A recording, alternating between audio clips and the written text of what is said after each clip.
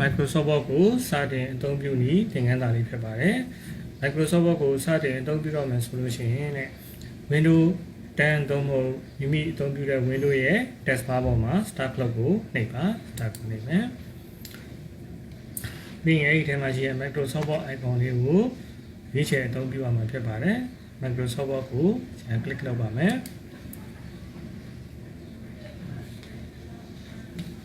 ဆိုရင်တော့ Microsoft Word ကစတင်အသုံးပြုလို့ရပါပြီ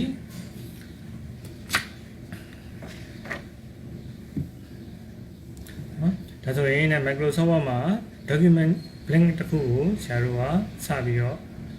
အသုံးပြုရမှာဖြစ်ပါတယ်ဒါကြောင့်မလို့ blank document ဆိုတဲ့ icon ပေါ်မှာ blank document လေးကိုရွေးချယ်ပြီးတော့ click လုပ်ပေးပါဒါဆိုရင်ဆရာတို့ Microsoft Word ဖွင့်လာမှာဖြစ်ပါတယ်နော် document 1ဆိုပြီးတော့မိမိအသုံးပြုမယ့် document လေးက document 1အနေနဲ့စတင်အသုံးပြုလို့ရပါတယ်ဒီပေါ်မှာရှိတဲ့ file တို့ home တို့ insert တို့ design တို့ layout တို့ reference တို့ mailing တို့ review တို့ view တို့ help တို့ဆိုတာ ribbon tab တွေဖြစ်ပါတယ်နော်ဒါ ribbon tab တွေထဲမှာသက်ဆိုင်ရာသူရဲ့ group command တွေ command group တွေကိုဆရာတို့ပါဝင်တာဖြစ်တယ်ဥပမာ home tab ထဲမှာဆိုလို့ရှိရင်ဒါ font group တွေပါတယ်ဆရာတို့ဒီမှာ paragraph တို့အတိုင်းတို့ဒါတွေကသူရဲ့ group command တွေဖြစ်ပါသက်ဆိုင်ရာ group command တွေဖြစ်ပါတယ်ဒီ group command တွေကိုအသုံးပြုပြီးတော့မိမိလိုချင်တဲ့ formatting တွေကိုအသုံးပြုရမှာဖြစ်ပါတယ်နောက်ဒီဟာလေးတွေကတော့ drop down arrow drop down list တွေဖြစ်ပါတယ်ဒါမိမိရွေးချယ်တဲ့ဟာကိုရွေးချယ်လို့ရပါတယ် drop down list တွေရှိပါတယ်ဒါတို့ဥပမာ font text ဆိုရင် font text နဲ့သက်ဆိုင်တဲ့သူရဲ့ comment group ကိုဖွင့်မယ်ဆိုရင်အောက်ခြေလေးမှာရှိရင်မြားလေးကိုတစ်ချက်နေရင်ဒါသက်ဆိုင်တဲ့ဒါဆို font ရဲ့သူရဲ့ dialog box ကြီးပေါ်လာမှာဖြစ်ပါတယ်ဒါဆိုရင်စပြီးအသုံးပြုတော့မယ်ဆိုရင်ဒီ paper setup ကိုအရင်ဆုံးဆရာတို့ create လုပ်ပေးရမယ်เนาะမိမိအသုံးပြုလို့တဲ့ paper size ကိုရေးချယ်ပေးရမယ် margin တွေကိုသတ်မှတ်ပေးရမယ်ဒါမှလာရင်ကိုအသုံးပြုမယ် paper size နဲ့ကိုအသုံးပြုမယ် margin တွေကပါလဲကိုက်ညီမှုရှိမှာဖြစ်ပါတယ်အရင်ဆုံး paper size ကိုစတင်ပြီးတော့ပြင်ဆင်မယ်ဆိုလို့ရှိရင် layout တက်ကိုသွားပါ layout တက်ကိုနေမှာ layout ထဲမှာရှိတဲ့ margin ဆိုတော့နေရမယ် margin ထဲမှာရှိတဲ့ custom margin ကိုရွေးပါမယ်ဒါဆိုရင်လည်းသူကဒီ page setup dialog box ကြာလာမှာပြီးရင်လည်းဒီထဲမှာ tab က3ခုရှိပါတယ် margin paper ရဲ့layout ပဲရှိတယ်အရင်ဆုံး paper ကိုရွေးရမယ် paper ကိုဘယ် paper ပေါ်မှာအခြေခံပြီးအသုံးပြုမှာလဲပေါ့နော်ဒါကိုရွေးချယ်ပေးရမယ်အရင်ဆုံးဥပမာဒီမှာဆရာတို့ဒီမှာအသုံးများတဲ့ paper size တွေကတော့နှစ်ခုပဲရှိပါတယ် A4 paper နဲ့နောက်ရှောက်လာစားတဲ့ paper legal ဆိုတဲ့ paper ရှိပါတယ်ဒါကကိုစိတ်ကြိုက် paper ကိုရွေးချယ်ပေးရမယ်ခုဆရာရွေးချယ်မှာတော့ A4 paper လေးကိုရွေးချယ်ပါမယ် click နေပါဒါဆိုရင်ကိုအသုံးပြုမဲ့ paper size ကိုရွေးချယ်ပေးပါပြီပြီးရင်အဲ့ paper ထဲမှာကိုက margin တွေရွေးရမယ် margin ဆိုစာပေါင်းတွေသတ်မှတ်တာနော်ဒီစာမျက်နှာစာရွက်ထဲမှာစာမျက်နှာထဲမှာပေါ့ကိုကဘေးက margin ကိုစာပေါင်းကိုဘယ်လောက်ထိသတ်မှတ်မလဲဥပမာကိုကစာများများလိုချင်တယ်စာများများတမျက်နှာထဲမှာစာများများရိုက်သွင်းနေတယ်ဆိုလို့ရှိရင်တော့ဒီ margin တွေကို short ပေးရမှာဖြစ်ပါတယ်ဥပမာပုံမှန်မဲ့ကိုကရိုက်မယ်ဆိုလို့ရှိရင်တော့သူသတ်မှတ်ပေးထားတဲ့ default margin top bottom left right တလက်မတီပဲဆရာတို့အသုံးပြုရင်လုံလောက်တယ်နော်ခုဆရာကတော့တလက်မတီပဲဆရာထားပြီးတော့ဆရာသုံးမယ်ပြီးရင်ဒါကတော့ page orientation ကစာရွက်ကို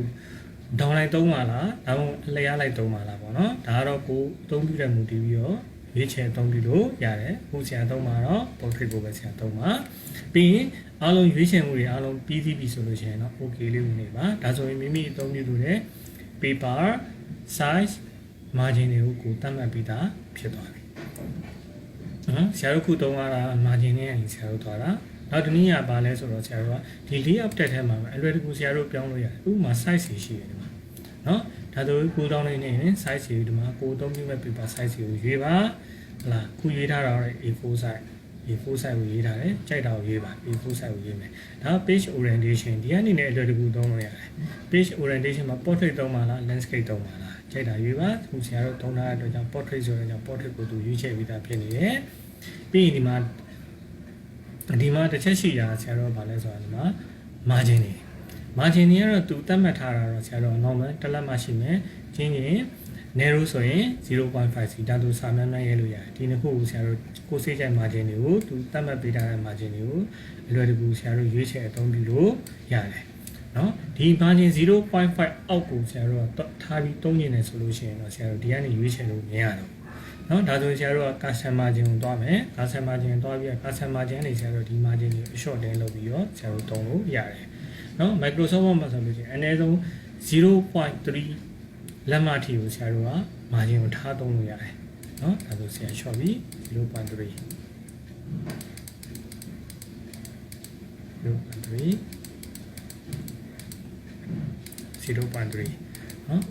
ဘာလို့လဲဆိုတော့ 0.3 margin နဲ့ဆရာတို့ short ပြီးတော့သူ့တဲ့ short ပြီးသုံးပြုလို့မရဘူးဘာလို့မရလဲဆိုတော့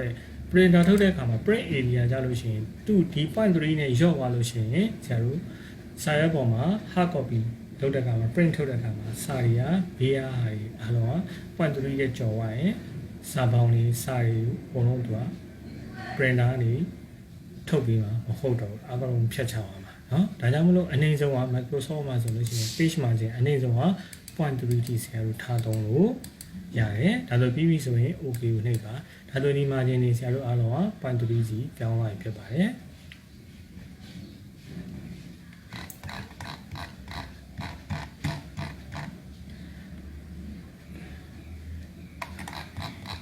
အောက်ဘက်မှာလည်း 0.3 margin ဖြစ်သွားပါပြီဆိုရင်ဒီသင်ခန်းစာလေးကိုနားလည်မယ်လို့ညွှန်နေပါတယ်အားလုံးကျေးဇူးတင်ပါတယ်